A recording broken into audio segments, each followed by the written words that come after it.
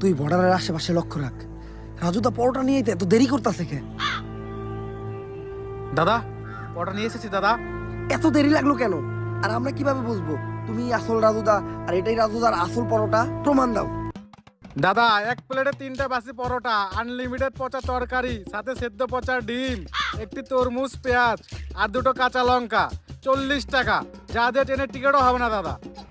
Dialogue হই নাই বোঝা যাইতেছে এটাই আসল রাজুদা। কিন্তু দাদা তোমার পরোটা না আগে 30 টাকা করে ছিল, তুমি হঠাৎ করে 40 টাকা বানিয়েছো কেন?